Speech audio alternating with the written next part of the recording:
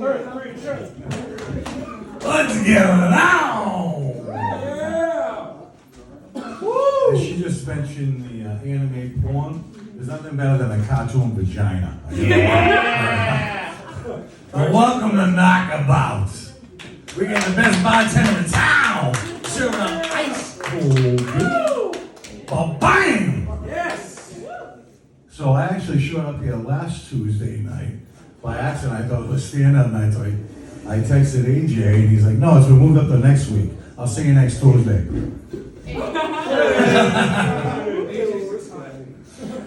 I'm going to try not to tell any jokes tonight. Tonight I'm going to tell some true life stories that actually happened to me. These are absolutely true. Fact. Anyways, it was 1985. And me and my friends went to Pudgy's strip joint. You know what that is? Used to be, back in the day, right in Millbury, on Route 20 on the truck route. Yeah, I love strip joints on the truck routes because when you get truckers, you got lot lizards. I love lot lizards. I love a good lot lizard. But I was getting off the subject here. We were at Pudgy's. My friend Bill Clapp and his friend Otto. And we're in there, and the stripper came up on stage. Her name was Icicle. And we were about to find out why that was her name. Because she was doing her thing, spinning on the pole. And she comes down, and all of a sudden she packed her pussy full of ice cubes. And she's spitting them across the bar. Guys are catching them, putting them in their drinks. And it was all a good time and everything. The next girl got on stage, and she's doing her thing, and she comes over to Otto. He's got a $5 bill, and he's stuffing it in her garter belt. And I'm sitting there minding my own business, and I just says to her, I says, the last girl shooting ice cubes across the bar like a machine gun, what do you do? She says, I could blow a match out with my pussy. And I'm like, oh, really? So I give a pack of matches to Otto. Now, I don't know if you guys remember back in the day, they didn't have it like all shaved like they do nowadays. It's like a bush, you know what I mean? So he goes, and he's holding the match, and all of a sudden, hand goes up on flames. They're like, hey, this friggin' bush is, I grab my drink and put it out, and she's like, you must be a fireman. Thanks for putting on my pussy. And it's just true, I swear to God. And she says, don't worry, I'll buy you another drink. Hey, Charlie, he made this guy another rum and coke. My pussy was on fire, and he put it out with my drink.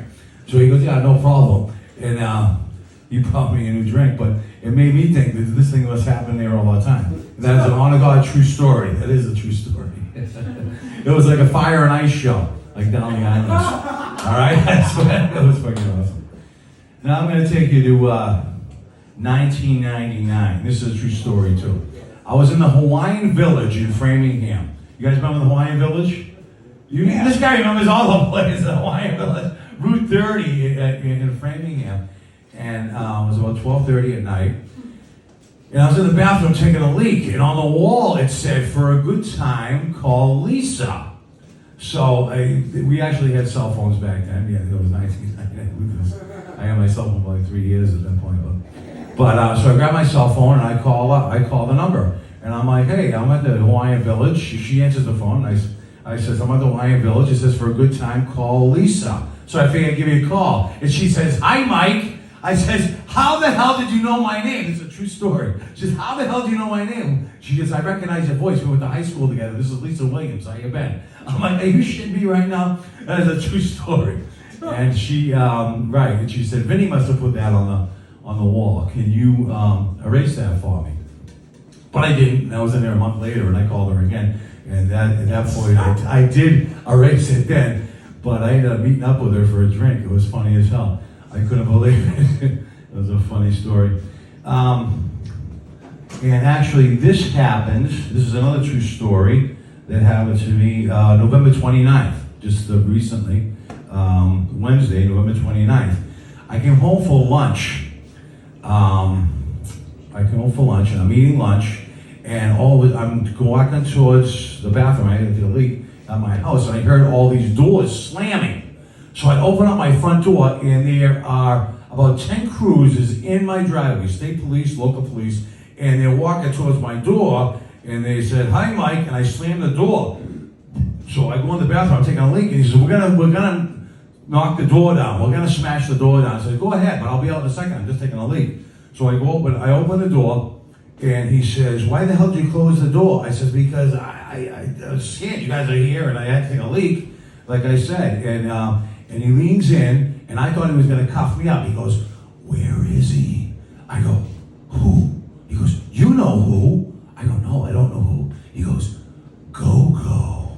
I said, I don't know Go-Go. He goes, you know Go-Go. And he almost had me convinced. I'm like, well, you got a picture of him? I might know him. So this is a true story. This really happened a couple months ago. So he's upstairs, isn't he? I go, I don't think so. I mean, you go look. So he signals to the other guys, and 5 guys run upstairs and search my upstairs of my apartment. And then they came downstairs, and the funny thing is they didn't even search the crawl space. We got a small basement with a small crawl space, but they didn't even go down there. I'm thinking, Go-Go could have been down there. They didn't even look. He just goes downstairs, looks a little bit. It's funny as hell. But it turns out that he was actually 2 apartments down from me, and they caught him running out the back door. It was funny as hell. I thought I was going to get kicked out of the apartment. So I went to the manager the day after. I'm like, am I good? He goes, yeah. You had nothing to do with it. They were actually looking for a guy named Go-Go. It's funny as hell. But anyways, I'm alive. I'm out. Those are true stories. Every single one of those stories is true. It's